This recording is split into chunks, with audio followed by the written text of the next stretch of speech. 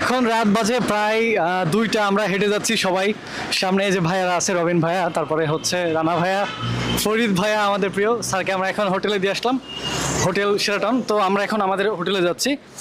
তো এখন কারণ বাজার দিয়ে হাঁটতেছি। ভাইয়ের কাছে প্রায় 1 লক্ষের উপরে ড্রোন, ঠিক আছে, 2 লক্ষ টাকার ড্রোন, আমার ব্যাগে ক্যামেরা, সব দামি দামি অ্যাক্সেসরিজ। হ্যাঁ, আর কারণ বাজারটা খুবই আনসেফ, তবে তারপরে আমরা ভয় পাচ্ছি না, বিকজ আমাদের সাথে আছে রানা ভাই। তবে মূল সমস্যাটা হলো ওখানে আমরা লিফট পাবো না এখন। হ্যাঁ, 11:30 আমাদের লিফট অফ হয়ে যায়। আর আমরা হচ্ছে থাকি, মানে আমাদের হচ্ছে রুমটা হচ্ছে 8 নম্বর ফ্লোরে, মেবি, হ্যাঁ 8-এ। তো 8তলা পর্যন্ত হেঁটে যাওয়াটা এখন খুবই টাফ, কারণ পেট ভরে খাইছি স্যারের সাথে গুলশানে একটা জায়গায়, ওখানে পেট ভরে খাইছি, ভরা পেট, ক্লান্ত শরীর, জানি না পারবো কিনা। এর মধ্যে আমার ভাইয়ের পা একদম কাটা। হ্যাঁ, আর এখন মূল সমস্যাটা দাঁড়াচ্ছে যে লিফট অফ।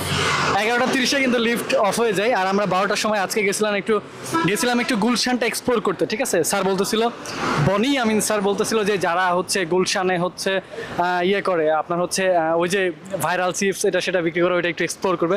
তো ওখান থেকে আসতে আসতে লেট হয়ে গেল, এবং গুলশানে এক জায়গায় দাওয়াত ছিল।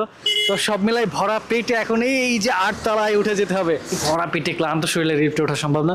দারুণ মামাকে বলা উনি বললো 100 টাকা বকশিস না দিলে লিফট ওপেন করা হবে না। পরে রানা ভাই বললো ঠিক আছে, ওকে, 100 টাকা দিয়ে এই যে লিফট মেবি ওপেন করা হয়েছে। ফাইনালি আমরা পেয়ে গেলাম লিফট।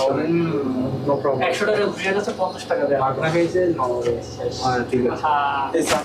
তো মাত্র রুমে এসে পৌঁছাইলাম। হ্যাঁ, 8তলা পর্যন্ত হেঁটে আসতে গেলে একদম 12টা বেজে যেত, কারণ যে পরিমাণ খাইছি, এত খাওয়ার পরে ইম্পসিবল উপরে ওঠা।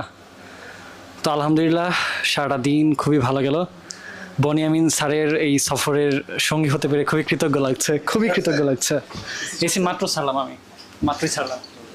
50 টাকা ঘুষ দিয়ে চলে আসছে, ঠিক আছে, একদম সেকেন্ডে, না হলে তো 12টা বেজে যেত।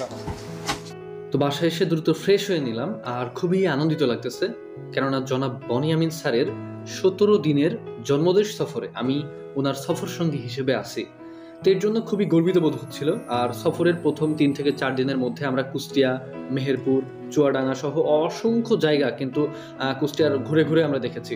ধীরে ধীরে ঘুরে কিন্তু স্যারের সাথে দেখেছি। খুবই অভিজ্ঞতা লাভ করতেছি প্রত্যেকটা মুহূর্তে। স্যার যেন আসলে একটা ইউনিভার্সিটি, হ্যাঁ, একটা অন্যরকম শিক্ষক। তো স্যারের মাধ্যমে অনেক কিছু শিখতেছি প্রতিনিয়ত। আর এই যে 17 দিনের সফরে আমরা কোথায় কি করলাম, কোথায় ঘুরলাম, কি দেখলাম, আমরা সব কিছু কিন্তু আমাদের এই ইউটিউব চ্যানেলে আমি আপলোড করব, আপনাদেরকেও দেখাবো ইনশাল্লাহ। কোথায় কি খেলাম, স্যারের সাথে কোথায় গেলাম, যেমন এখন আমাদের শ্রীমঙ্গলের সিলেট, সুনামগঞ্জ, হবিগঞ্জ অসংখ্য জায়গা ঘোরা বাকি, সবকিছু ঘুরে দেখবো, এবং সাথে আপনাদেরকেও ঘুরে দেখাবো যে এই 17 দিনের সফর যাত্রা বা সফরে আমরা কি করলাম, কোথায় কি খেলাম, কেমন আমাদের অভিজ্ঞতা ছিল, এবং সেসব জায়গাগুলোতে আপনারা কিভাবে যাবেন, এই টু জেড বিস্তারিত। চ্যানেলটিতে নতুন হয়ে থাকলে আমাদের ইউটিউব চ্যানেলটি সাবস্ক্রাইব করে আমাদের পাশে থাকবেন।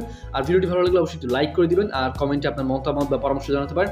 আজকে পর্যন্তই, দেখা হচ্ছে পরবর্তী কোনো ভিডিওতে। আল্লাহ হাফেজ প্রিয় দর্শক।